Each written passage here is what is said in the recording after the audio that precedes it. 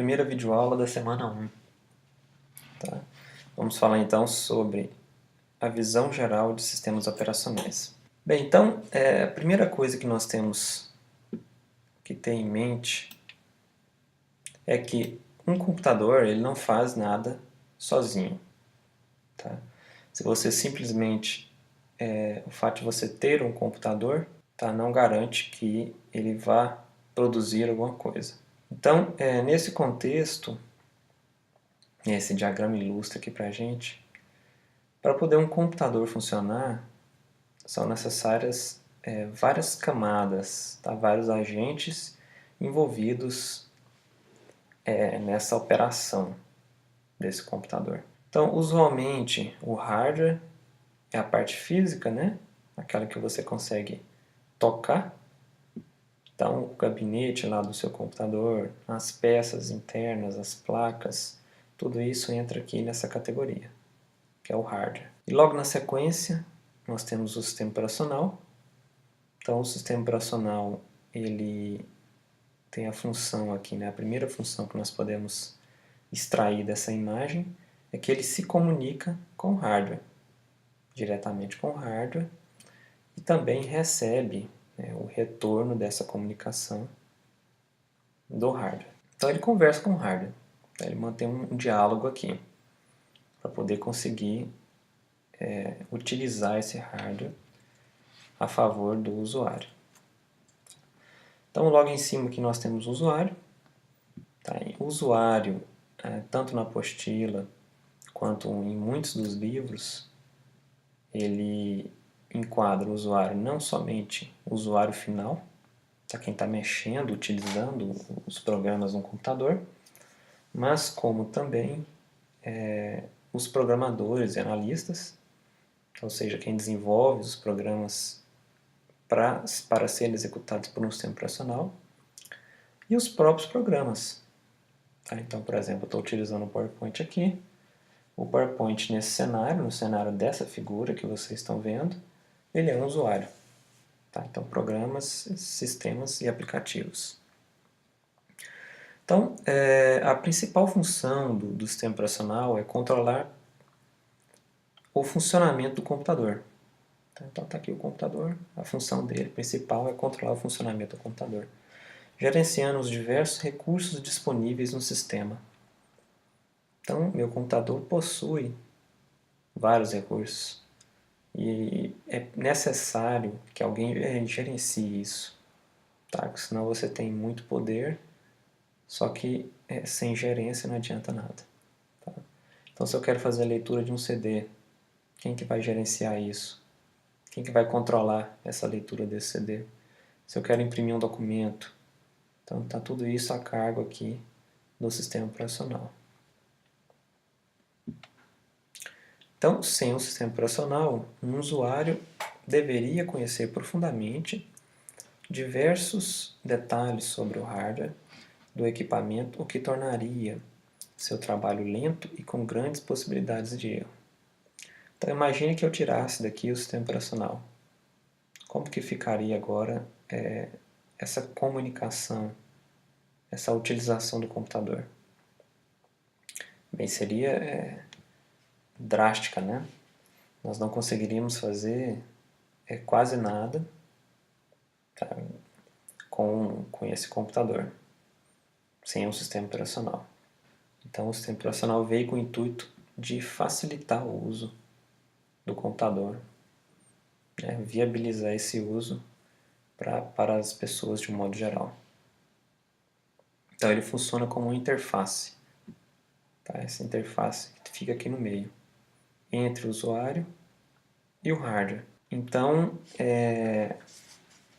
desde por volta ali da década de 60, vem sendo desenvolvido, né, esses sistemas operacionais, justamente com o intuito de tornar massivo, né, o uso do computador. Qualquer pessoa conseguir utilizar ele. Tá? Antes, como que era feito isso? Como que era feito o uso desse computador aqui? Bem, era algo bem complicado. Só conseguia utilizar pessoas que eram treinadas para isso, ou até mesmo os projetistas, né, quem projetou, os engenheiros que construíram o computador naquela época. Então você utilizava painéis, né, uma das formas era essa. Você utilizava painéis com fios, então você ia encaixando esses fios, dessa forma você conseguia fazer uma programação para ele executar uma determinada rotina. Tá? Não tinha nada de mouse, teclado, monitor, nada disso. Foi utilizado também durante muito tempo os cartões perfurados, e esses cartões eram interpretados por essa máquina, e a partir daí ele entendia o que era para ser feito, e assim por diante. No próprio Moodle tem lá material adicional. Tem 2 filmes muito interessantes. Tá? Um deles é o Piratas do Vale do Silício, que contam de um modo bem interessante a história dos sistemas operacionais. E um outro filme chamado Revolução dos Sistemas Operacionais, Revolution OS, que também conta essa trajetória de evolução dos sistemas operacionais. Tá? Assistam pelo menos um desses filmes, tá? Para vocês terem uma noção até da história dos sistemas operacionais, do computador, etc. Bem, então, só para a gente solidificar aqui quais são as funções, né, as funções principais do sistema operacional. Então, a primeira delas é facilitar o acesso aos recursos do sistema. Então, ele vai estar ali realmente para facilitar esse acesso, em determinados casos até viabilizar isso, né? Não só facilitar. Como, por exemplo, as interfaces atualmente, né, de acessibilidade para pessoas que têm, às vezes, movimentos limitados, ou às vezes consegue movimentar somente o olho, ou só consegue falar. Então tem interfaces apropriadas, sistemas, né, parte do sistema operacional apropriado para facilitar esse acesso, viabilizar isso daí.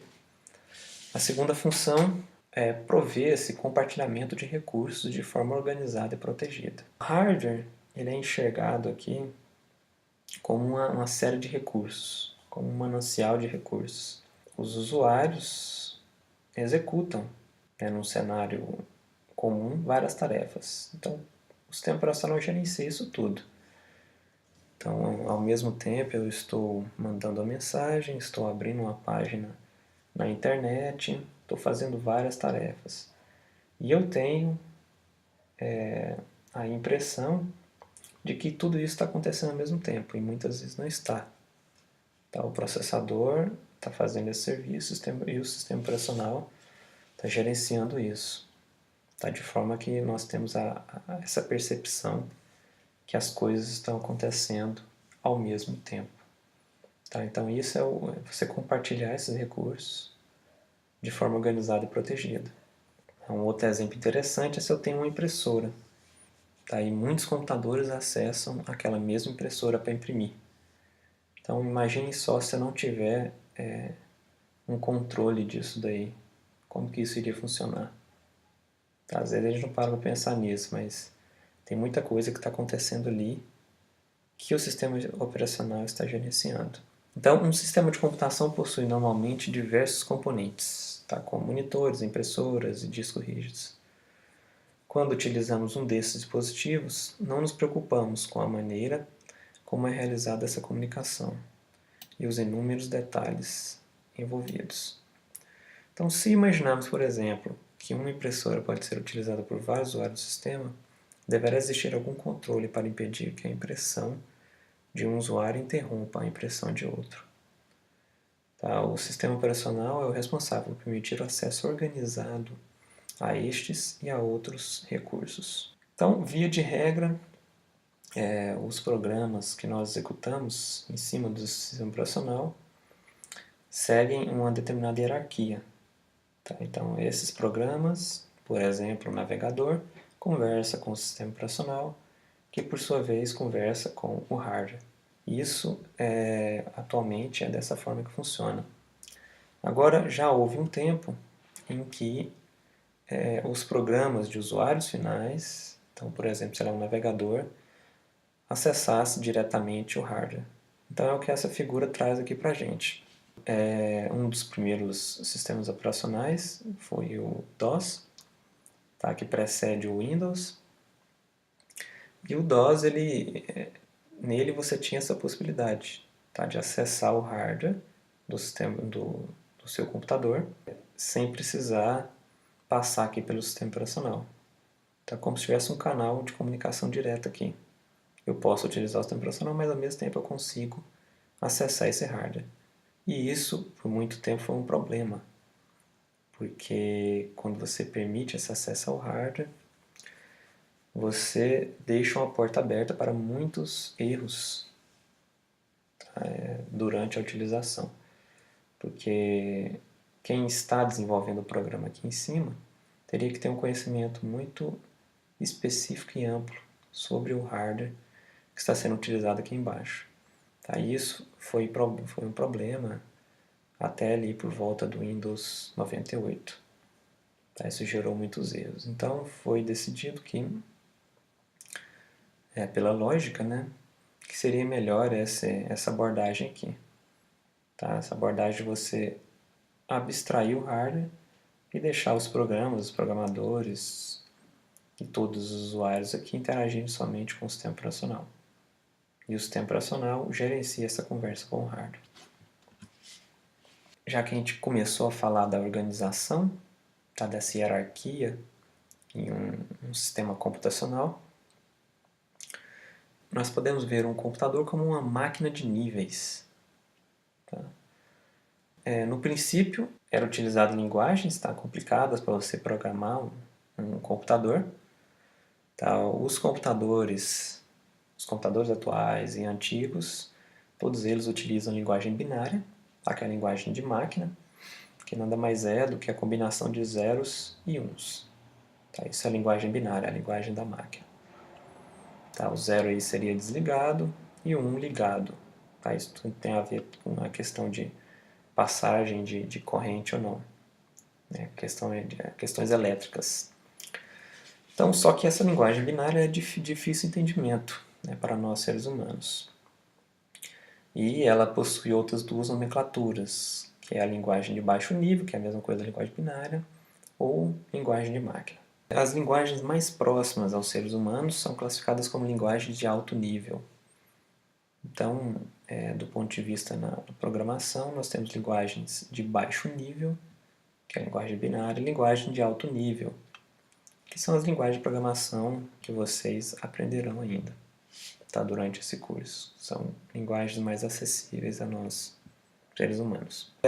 Os computadores entendem apenas programas feitos em sua linguagem binária. O programa que é feito em linguagem de alto nível, em algum momento ele vai ser convertido, tá, para a linguagem binária.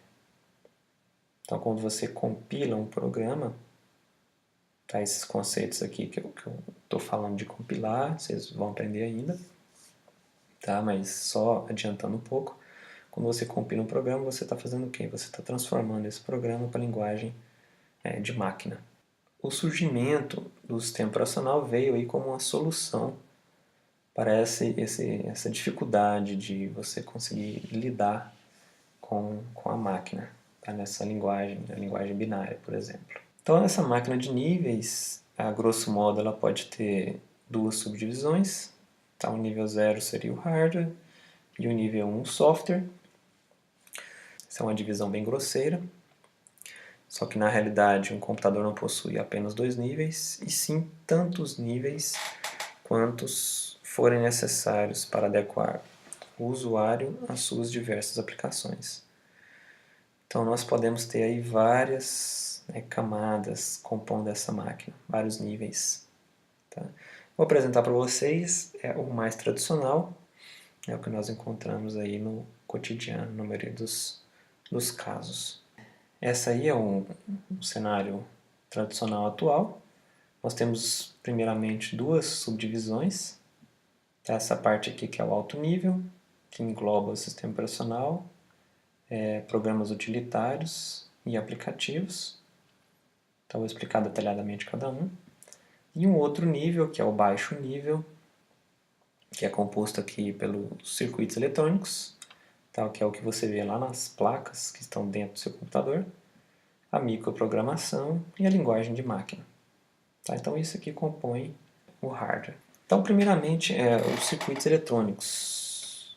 Tá? Então são os componentes realmente, o que é palpável aí, lá no seu computador. Tá? Então você tem lá a placa-mãe, processador, memória, tudo isso são circuitos, né? São placas que contêm circuitos eletrônicos.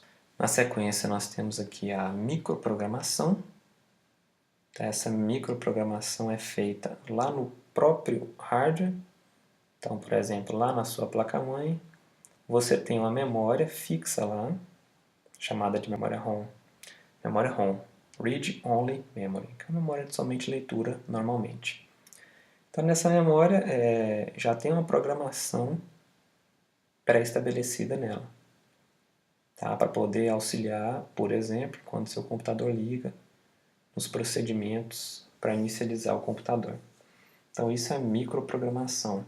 Essa microprogramação também existe no seu processador e em várias outras partes do computador. Está lá na parte do hardware. Na sequência, nós temos a linguagem de máquina, tá? Que eu já falei um pouquinho para vocês anteriormente, que é a linguagem que o computador realmente consegue entender, tá? A linguagem que ele fala, que é a linguagem de zeros e uns, que é a linguagem binária. Aqui o sistema operacional, que será alvo de estudo durante todo esse curso, tá? Dessa disciplina nossa. Então, logo em cima, nós temos os programas utilitários. Tá? O que são esses programas utilitários? São programas que você utiliza com maior frequência. E, normalmente, eles já vêm no seu sistema operacional. Já estão disponíveis no seu sistema operacional. Então, são programas utilitários. E logo em cima, aqui no topo, os aplicativos. Então, por exemplo, estou usando o PowerPoint aqui. Ele é um aplicativo. Tá? São programas que se utilizam, mas não com tanta frequência e que normalmente não vêm junto com o sistema operacional, quando você acaba de instalar ele. Um conceito importante aqui é o conceito de máquina virtual. Então, por exemplo, se eu estou aqui desenvolvendo um aplicativo, eu não preciso ter quase que nenhum conhecimento do hardware que eu estou utilizando. Eu não preciso me preocupar tanto com isso.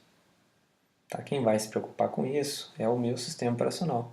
Então, isso é um conceito de máquina virtual. Então, entre esse sistema operacional aqui e os programas utilitários ou os aplicativos, eu poderia ter outras camadas, quantas camadas forem necessárias. Então, dentro dos sistemas operacionais, nós temos algumas classificações. Então, a primeira delas aqui são os sistemas monoprogramáveis, tá? Ou também chamado de monotarefa. Então, são sistemas que basicamente você consegue executar uma coisa de cada vez. Tá? Já a gente vai ver detalhes sobre isso.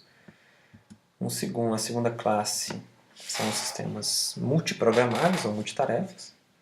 Então, aqui você consegue executar várias tarefas ao mesmo tempo, né? Ou teoricamente ao mesmo tempo. E uma terceira classe, que são sistemas com múltiplos processadores. Tá? Então, aqui você consegue literalmente desempenhar mais atividades, né? Concluir mais tarefas, fazer mais tarefas. E muitas vezes você consegue fazer isso de forma realmente paralela, executar realmente duas tarefas ao mesmo tempo. Os sistemas monoprogramáveis ou monotarefa são aqueles em que é executado por vez um único programa. Então, se você abrir, a gente vai ter umas práticas mais para frente, mas se você abrir a linha de comando do seu Windows aí, essa linha de comando você vai conseguir executar uma tarefa de cada vez. Então, você executa, né, você dá um comando, espera esse comando te retornar, e depois disso você consegue executar outros comandos. Tá? Nesse cenário aí tem um grande problema, porque você tem aqui essa porção de recursos, então está aqui a sua unidade central de processamento, tá? Que é onde são feitas realmente as operações, a sua memória principal, que é a memória RAM, tá? E dispositivos aqui de entrada e saída, então, por exemplo, teclado, mouse, impressora, scanner e etc. Tela touch, monitor normal. Então você tem essa gama de recursos, só que você só pode executar uma tarefa de cada vez. Então se você está, sei lá, executando uma tarefa, você não consegue fazer outra coisa. Então você não utiliza 100% todo o potencial que é essa combinação de recursos aqui que esses recursos podem oferecer. Então essa aí é os sistemas monoprogramáveis. Tá? O próprio nome já fala aqui, né? Mono. Tá? Monotarefa, uma tarefa por vez.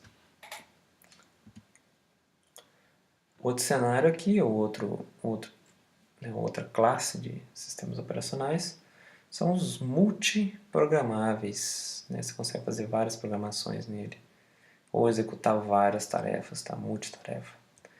Permitem o compartilhamento dos recursos computacionais entre diversos usuários e aplicações. Tá? Então percebam que ele colocou aqui diversos usuários. Então significa que em uma mesma máquina, em um mesmo computador, é permitido o acesso de mais de um usuário. Tá? Isso comumente não acontece, né? Nas nossas casas, por exemplo, mas é possível. Tá? É possível que vários usuários acessem um computador, por exemplo. Então, vai dividir esses recursos entre esses vários usuários e aplicações, tá? Permitindo sua execução concorrente. Tá? O que é esse concorrente aqui? Concorrente é quem concorre pelo determinado recurso. Tá? Então, aqui na figura nós temos esses recursos aqui. Tá? Então, num dado momento, esse programa vai utilizar esses recursos, passou um pouco de tempo, esse outro programa vai utilizar e eles vão fazendo esse revezamento. Tá? Esse revezamento muitas vezes normalmente é feito em alta velocidade, de forma que às vezes a gente nem percebe que está acontecendo esse evento. Aqui está sendo gerenciado dessa forma. Tá? Então isso aí é uma execução concorrente. Esse programa está concorrendo com esse outro, pelos recursos. Bem, e por fim, nós temos os múltiplos processadores. Aí, na realidade, de fato, nós teremos o conceito de paralelismo, né, no qual eu consigo executar tarefas em paralelo, fazer literalmente duas coisas, executar duas tarefas ao mesmo tempo. Então, estes sistemas caracterizam-se por possuir duas ou mais CPUs. Tá? A CPU é aqui a unidade central de processamento, tá? Que é essa parte aqui, que é o seu processador, chamado de CPU. Então, duas ou mais CPUs interligadas e trabalhando de forma conjunta. Tá? Então, elas têm ali um sincronismo, né? Trabalhando em conjunto. Tá? Aqui eu trouxe a imagem para ilustrar. Então, aqui estão na placa, aqui é a placa-mãe, os slots de memória, tá? Slot PCI, PCI Express, etc. E aqui eu tenho os dois slots, tá? Os dois espaços para poder encaixar, né, processadores desse modelo aqui, tá? Dessa marca e modelo. Só que aqui eu tenho, né, dois processadores fisicamente separados, só que eu também tenho um cenário em que dentro de um único chip desse eu tenho mais de um núcleo. Isso também se encaixa aqui na classe dos múltiplos processadores. Então, por exemplo, o Intel Core i7, o Intel Core i5 são processadores que possuem mais de um núcleo. Bem, pessoal, então essa foi a nossa primeira videoaula. Até a próxima.